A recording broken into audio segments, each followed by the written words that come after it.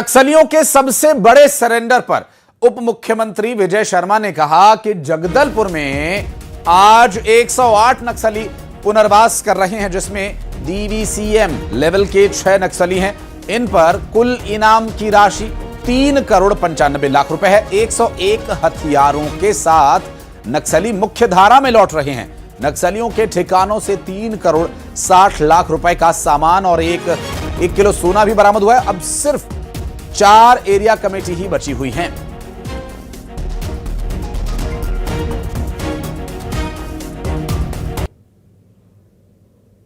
पुनर्वास करने वालों में डीवीसीएम लेवल के 6 नक्सली हैं। इसमें इनके जो कंपनी प्लाटून कमेटी मेंबर्स होते हैं वो भी डीवीसीएम लेवल के होते हैं, वो 3 और हैं। पीपीसीएम है वो भी डीवीसीएम लेवल के होते हैं, मतलब 8 लाख के इनामी होते हैं, उनकी संख्या 18 है। एरिया कमेटी मेंबर हैं 23 और पार्टी मेंबर है 56। इस तरीके से 108 कुल नक्सली, जिन पर कुल इनाम जो की राशि जो है वो 3 करोड़ 95 लाख है, ये सब आज पुनर्वास कर रहे हैं। और इस पुनर्वास के साथ साथ जो सबसे महत्वपूर्ण बात है आपसे मैं कहना चाहता हूं कि 108 नक्सली पुनर्वास कर रहे हैं और 101 वेपन वापस आ रहे हैं। तो 3 करोड़ 95 लाख के इनामी नक्सलियों के द्वारा सरेंडर किया जाना ये अपने आप में सबसे बड़ी कार्रवाई है। और जिस तरह केंद्र सरकार, राज्य सरकार, सुरक्षा बलों का एक प्रयास था कि नक्सलवाद मुक्त हो छत्तीसगढ़, भारत सशस्त्र नक्सलवाद के खात्मे के संबंध में जो कदम आज उठाया जा रहा है, इस पर बात करेंगे। विश्वभरण शुक्ला हमारे सहयोगी इस वक्त हमारे साथ जुड़ के बात करेंगे उनसे।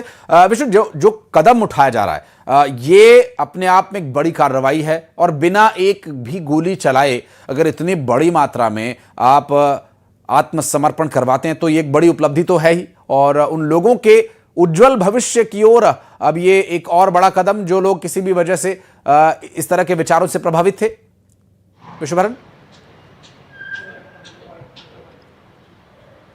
यस, बिल्कुल सरकार की ये बड़ी उपलब्धि मानी तो जाएगी ही, क्योंकि 108 नक्सली जो है वो बिना किसी विवाद के, बिना किसी गोलीबारी के जो है वो सरेंडर करने के लिए राजी हुए हैं। और 108 नक्सली सिर्फ सरेंडर नहीं कर रहे हैं नक्सली आशीष जी, इसमें जो है वो 101 अपने हथियार भी वो साथ ला रहे हैं। और अगर इन पूरे नक्सलियों की बात करें तो करीब 3.5 करोड़ रुपए का जो इनाम इन पर घोषित था वो जो है इन पर जो है घोषित था। इसके अलावा एक डम भी जो है वो जवानों ने जो है बरामद किया है, जिससे करीब जो है वो 3 करोड़ रुपए ज्यादा से कैश और 1 किलो सोना भी बरामद हुआ है। और आपको बता दें कि बस्तर संभाग के जितने भी 7 जिले हैं, उन जिलों से जो ये नक्सली हैं वो सरेंडर कर रहे हैं। और सबसे ज्यादा जो नक्सली बीजापुर से सरेंडर कर रहे हैं, और इनके पास से ऑटोमेटिक हथियार भी जो है वो ये अपने साथ ला रहे हैं और उसको भी जो है सरेंडर करेंगे। और AK-47 जैसे जो बड़े हथियार हैं वो जो है वो उससे लैस थे ये नक्सली, और बड़े लीडर माने जाते थे। और आपको बता दें कि करीब जो है वो 95% जो है यहाँ पर जो नक्सलिज्म है वो जो है समाप्त हो गया है, ऐसा गृह मंत्री विजय शर्मा ने कहा है। और साफ तौर पे कहना है कि 31 मार्च 2026 तक का जो लक्ष्य रखा गया है उसी को देखते हुए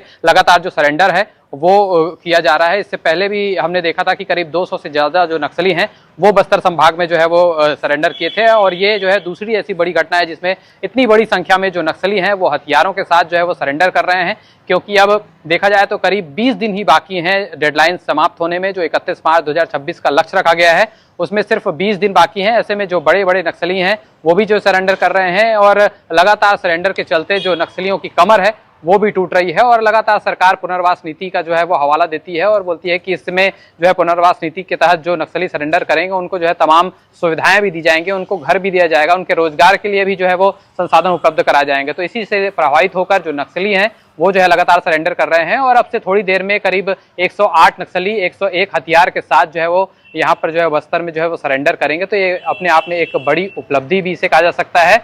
और फिलहाल जो है वो बहुत शुक्रिया आपका इस पूरे मामले पर जानकारी देने के लिए।